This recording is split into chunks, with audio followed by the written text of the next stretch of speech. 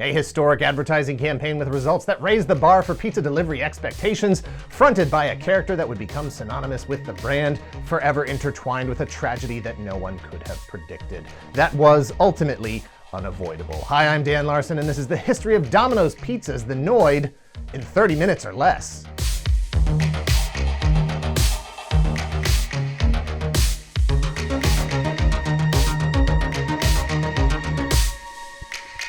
Thank you to Native for sponsoring this video. Click the link in the description below and use code SECRETGALAXY for 20% off your first order today. Smell is one of the most powerful triggers of memory. With the right smell, things that happened decades ago can suddenly feel like they happen today. With Native, you can start making better smelling memories for tomorrow, today. Native protects you from odor all day with 72-hour protection. My favorite is blackberry and green tea, but I also like strawberry and vanilla taffy from their candy shop line, cucumber and mint from the sensitive line, or unscented when I need my deodorant to go undetected.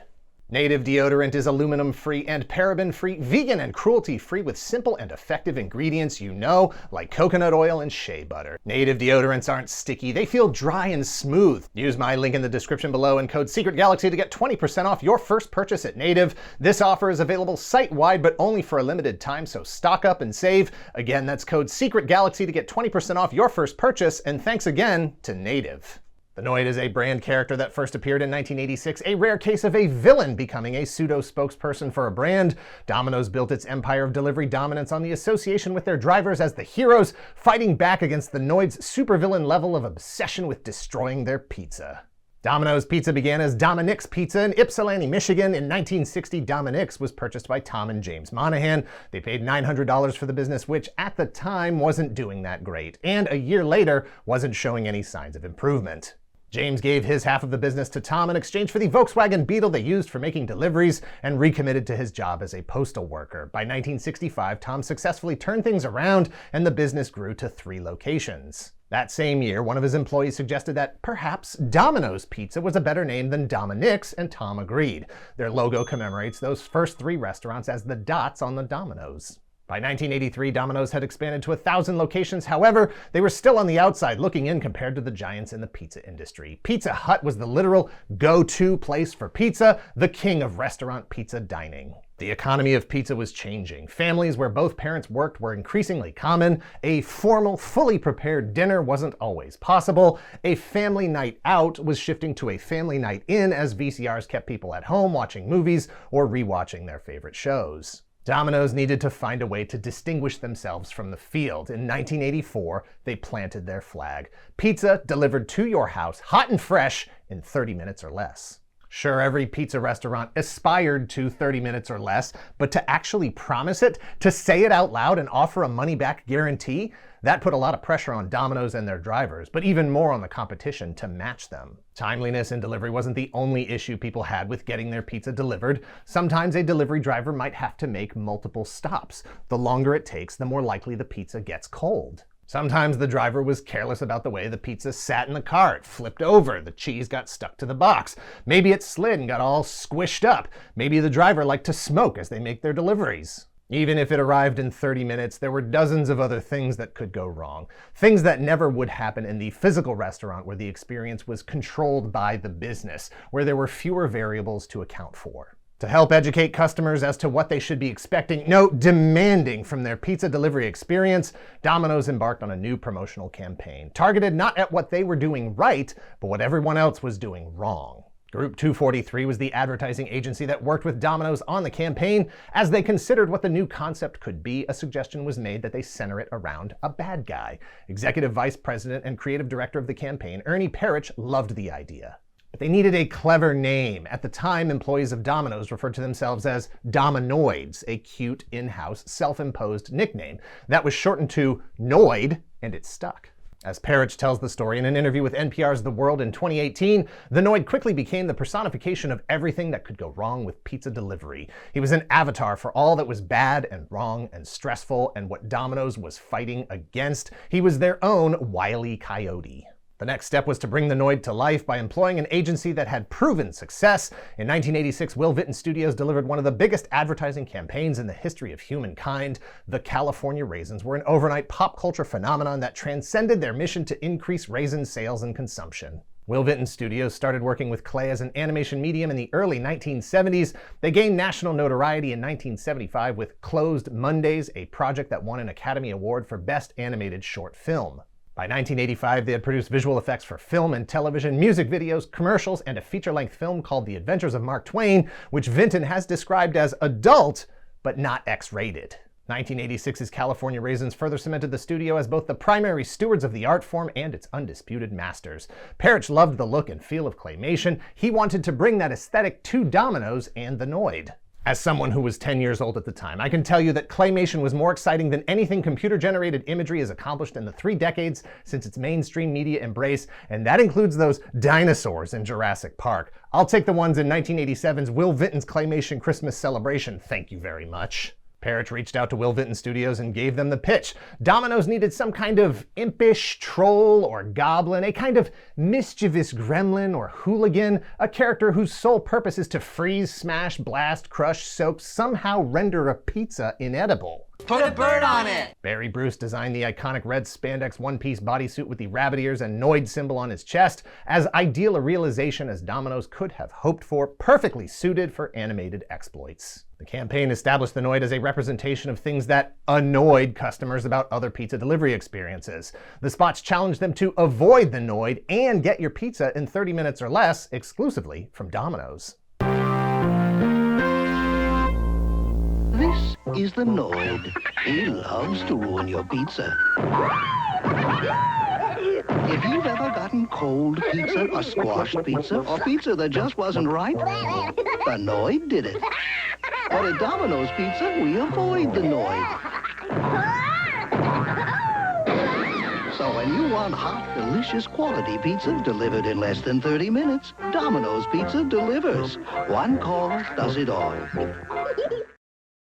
The Noid's laughter and various pizza-griefed mumblings were voiced by Pons Maar, who previously played the lead wheeler in 1985's Return to Oz, a movie that Will Vinton Studios provided visual effects for. Narration was usually voiced by Andre Stoka, the longtime voice of Owl in Disney's Winnie the Pooh franchise, and a whole lot of other stuff.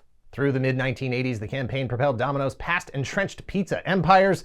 Pizza Hut saw their lead in the industry shrink as Domino's ate their lunch and dinner in the home delivery market. Domino's accounted for $1 billion in total sales, second only to Pizza Hut's $2 billion.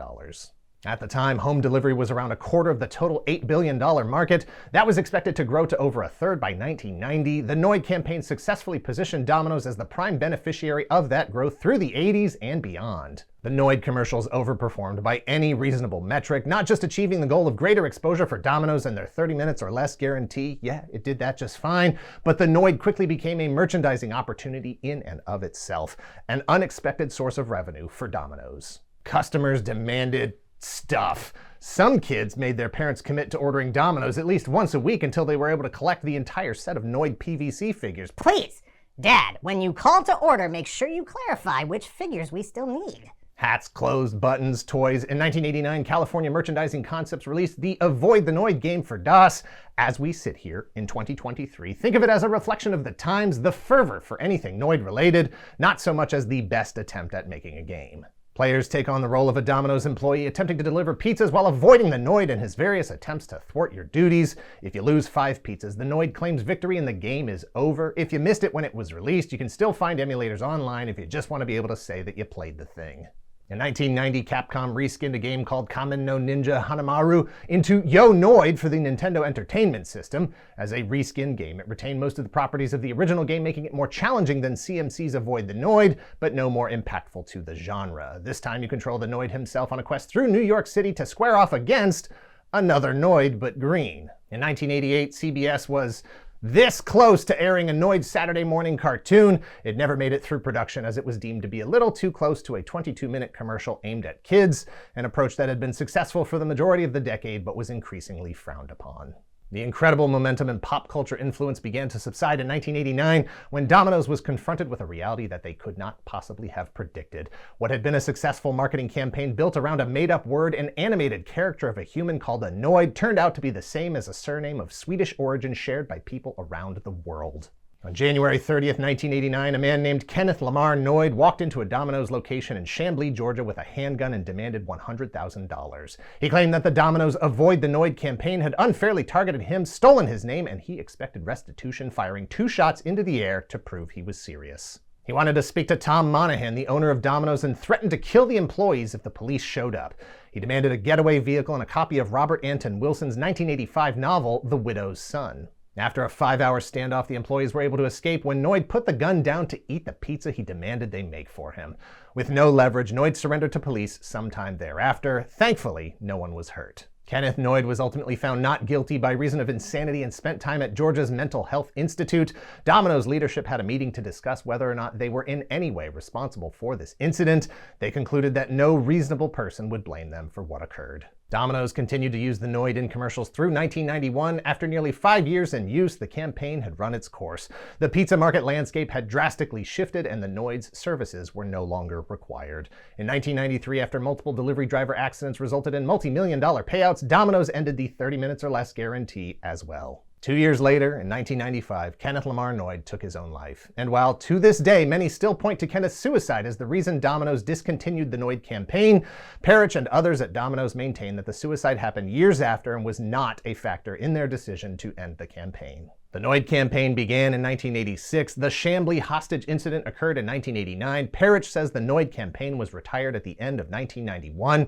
Kenneth took his own life 4 years later in 1995. From there, Domino's rolled out a variety of other marketing campaigns and brand characters, none having the same kind of business or pop culture impact as the Noid. In 2009, Domino's tapped the well of nostalgia for a limited run of promotional t-shirts foreshadowing the return of the Noid on Facebook in 2011, celebrating the 25th anniversary of the campaign. Included in the week-long festivities was a Facebook game called Domino's Noid Super Shootout, which, in retrospect, was not the best name for the game. Look, it's a Noid. Avoid the Noid. He ruins pizzas. The Noid is a pop culture reference point. It has been name-checked on shows like Family Guy, 30 Rock, and The Simpsons. He showed up briefly in 2016 for the 30th anniversary, and again most recently in 2021 as part of a multimedia marketing campaign that peaked with a cameo appearance in the Crash Bandicoot on the Run mobile game. And since we live in a hell of our own creation, 2021 also introduced Noid NFTs, which brings us back to the point of the Noid in the first place: avoiding him. The Noid was a brilliantly constructed brand character that allowed Domino's to tell a story about their product, their competitors, and the industry in precisely the manner that would convince customers that they were the best solution for the problem, promising and delivering satisfaction in a way that left everyone else scrambling to keep up. The Noid drafted on the popularity of one of the most successful and identifiable television campaigns by adopting the same distinct visual aesthetic of the California Raisins, who themselves were still on an upward trajectory, both boosted by the application of claymation, an art form that creators Will Vinton Studios literally defined and trademarked. Despite a tragedy beyond Domino's control, the Noid remains an iconic character in the pantheon of animated television brand representatives to a generation that was raised on advertising as entertainment, raised on the lesson that delivery pizza should never be frozen, wet, crushed, or blasted by lasers. The video is so nice we shot it twice. Thanks for watching. Please hit like and subscribe if you're not already a subscriber. Thank you very much to those of you who already are. If you're in the position to help the channel grow, if you'd like early access to the videos ad-free, as well as behind-the-scenes features, sneak peeks at upcoming projects, and exclusive monthly podcast about the show, please visit our Patreon at patreon.com/toygalaxy and let us know in the comments down below what your worst pizza experience is. I've never had anything like really cold pizza or cheese stuck to the box lid. For me, the worst pizza experiences I've had are purely about the choices I've made in the pizza I choose. In my defense, $5 pizza was all I could afford in college. Trust me, even in 1995, $5 did not get you good pizza. Cut.